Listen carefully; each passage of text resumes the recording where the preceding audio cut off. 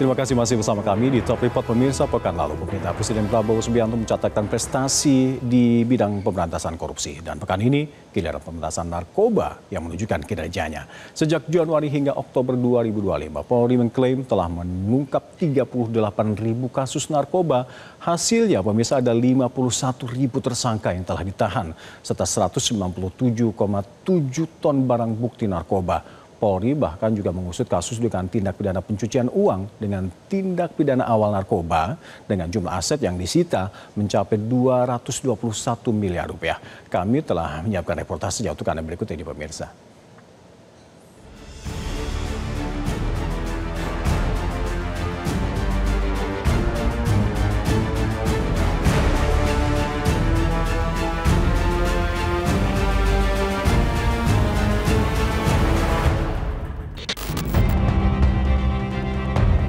Seperti inilah potret perlawanan bandar narkoba. Saat polisi menggerebek sebuah lokasi di kawasan Palu Utara. Kendaraan taktis milik Brimopolda Sulawesi Tengah ini tampak dilempari sejumlah warga. Penggerebekan ini merupakan hasil kerjasama lintas provinsi antara Polda Gorontalo dan Polda Sulteng. Polisi mengamankan satu orang perempuan yang diduga sebagai bandar narkoba, beserta sejumlah barang bukti berupa sabu dan uang tunai.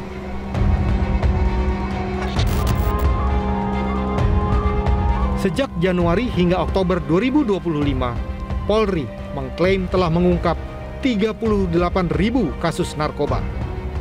Hasilnya ada 51.000 tersangka yang telah ditahan serta 197,7 ton barang bukti narkoba. Polri juga mengusut kasus dugaan tindak pidana pencucian uang dengan tindak pidana awal narkoba. Jumlah aset yang disita mencapai 221 miliar rupiah. Sampaikan total tersangka ada 51.763 orang. Ini ada WNI-nya dan juga ada WNA-nya. Untuk WNI, jumlah tersangka ada 51.606 orang dan juga WNA yang bisa kita amankan ada 157 WNA. Kompolnas mengapresiasi kinerja Polri dalam pemberantasan narkoba. Pengungkapan kasus dalam jumlah besar diharapkan menjadi momentum untuk membongkar sindikat internasional maupun nasional yang menjadi pemasok utama. Selain memutus peredaran narkoba dan menindak tegas para pelaku, polisi juga diharapkan mampu memburu jaringan-jaringan besar yang ada. Nah, tantangannya memang jangan pernah berhenti ya dalam jaringan-jaringan yang lebih besar, jaringan-jaringan yang lebih utama. Ya, siapa balik dalam dibalik peredaran narkoba yang begitu besar itu. Nah, itu tantangan bagi kepolisian. Pemberantasan narkoba yang dilakukan Polri merupakan salah satu wujud pelaksanaan Asta-Cita Presiden Prabowo Subianto. Pemberantasan narkoba dilakukan demi menyelamatkan masa depan generasi penerus bangsa. Prabowo Subianto merupakan Presiden Indonesia pertama yang menempatkan narkoba sebagai isu sentral dalam program prioritasnya, yaitu Asta-Cita. Pada poin ke-7 Asta-Cita, Presiden Prabowo berkomitmen memperkuat reformasi politik, hukum, birokrasi, dan memperkuat pencegahan serta pemberantasan korupsi dan narkoba. Tes markis akan berubah menjadi hitam. Komitmen itu merupakan tugas berat karena Indonesia dihadapkan dengan kondisi yang memiliki berbagai macam kelemahan. Sebagai perbandingan Bapak, kami bisa seperti letak geografis yang sangat terbuka dan rentan terhadap penyelundupan narkoba. Pada Juni lalu, Menko Polkam Budi Gunawan mengatakan bahwa Presiden Prabowo Subianto menegaskan Indonesia harus menjadi killing ground bagi bandar dan jaringan narkoba. Selain penegakan hukum yang tegas, disertai pula edukasi dini kepada generasi muda. Data Pusat Informasi Kriminal Nasional menunjukkan kasus narkoba menjadi kejahatan tertinggi kedua setelah pencurian dengan pemberatan. Namun dampak kejahatan narkoba lebih berbahaya karena narkoba, korupsi, dan terorisme termasuk jenis kejahatan extraordinary crime yang terorganisasi lintas negara dan dapat menjadi ancaman serius karena dapat merusak sendi-sendi kehidupan suatu bangsa. Pekan ini, Presiden Prabowo membuktikan ketegasan sikap melawan narkoba dengan hadir langsung dalam pemusnahan barang bukti narkoba. Kegiatan ini digelar di lapangan Bayangkara Mabes Polri. Kegiatan ini menjadi simbol upaya pemerintah memperkuat sinergi lintas kementerian dan lembaga dalam pemberantasan narkotika di Indonesia. Kita dapat berkumpul di siang hari ini dalam acara yang sangat penting, yaitu pemusnahan barang bukti narkoba. Hasil bekerjanya Polri selama 1 tahun, Oktober 24 sampai Oktober 25. Yang berhasil mereka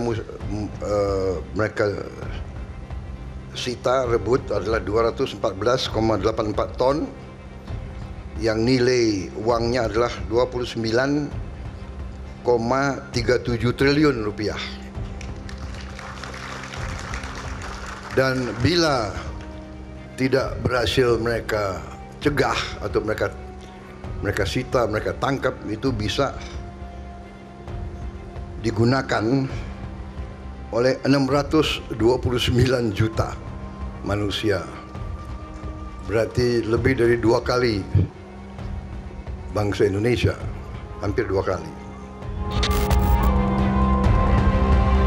Jumlah total narkoba yang dimusnahkan sebanyak 214,84 ton. Barang haram ini merupakan hasil sitaan dari pengungkapan peredaran gelap narkoba 1 tahun terakhir. Berbagai narkoba yang dimusnahkan diantaranya 1,3 ton sabu, 335 ribu butir ekstasi, hingga 608 kg ganja. Barang bukti ini merupakan hasil sitaan dari Polda Riau, Polda Jambi, Polda Lampung, Polda Metro Jaya, Polda Jawa Timur, Polda Kalimantan Tengah, Polda Kalimantan Selatan, Polda Sulawesi Tengah, Polda Sumatera Utara, Polda Kalimantan Utara, dan Polda Sumatera Barat. Dan pemirsa, kami akan mencoba mendetailkan kembali barang-barang bukti apa saja dari narkoba yang dimusnahkan seberat 214,84 ton ini di pekan ini, yang terdiri dari 6,8 kg heroin, ada 5,5 kg THC, 1,8 liter MDMA dan 13,9 kg hasis, dan ada 1,4 juta butir Happy Five dan hampir 40 kg dari Happy Five dan juga hampir 40 kg tadi dari Happy Water, dan juga ada 49,306 kasus narkotika yang berhasil diungkap. Ada 65.000 lebih tersangka yang ditangkap oleh polisi dan sudah disidangkan, dan ada 1.898 program rehabilitasi yang dijalankan melalui restoratif justice, dan dari ini ada berhasil disita 214,84 ton narkotika yang diperkirakan dengan nilai 29,37 triliun. Ini adalah suatu nilai yang luar biasa, pemirsa. Bagaimana kinerja Polri ini memberantas narkoba 1 tahun terakhir ini. Ada 22 kasus TPPU narkoba yang diungkap dengan 29 tersangka, dan aset yang berhasil disita total ada 221,38 miliar, termasuk juga ada uang tunai 18,88 miliar rupiah, serta aset yang bergerak atau tidak bergerak ada sebesar 200,2 miliar rupiah di sini.